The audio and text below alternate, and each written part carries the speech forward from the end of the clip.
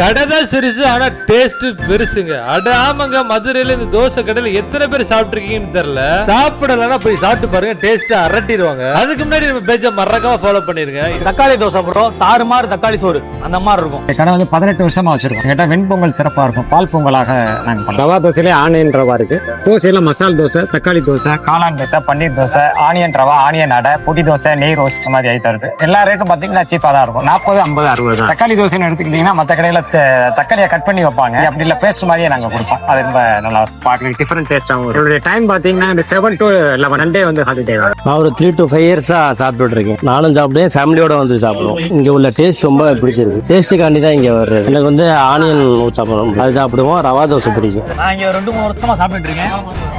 இங்க வந்து இந்த தக்காளி தோசை ஸ்பெஷலா இருக்கும். நீங்க இங்க வந்தீங்கன்னா ட்ரை பண்ணி பாருங்க. இந்த கடையில நாங்க சாப்பிட்ட எல்லா தோசையுமே டேஸ்ட் ஒருத்துங்க, அவ்வளவு சூப்பரா இருக்கும். எப்பவுமே இந்த கடையில கூட்டமா தான் இருக்கும். இந்த கடையை தெரியும் அவ்வளவு பேர் சாப்பிட வருவாங்க. ஏன்னா இந்த கடை அவ்வளவு ஃபேமஸான கடை. இது போக லைன் மார்க்கெட் தெற்கு மாசி இதுல எம்ஜிஆர் சிலைக்கு பின்புறமாக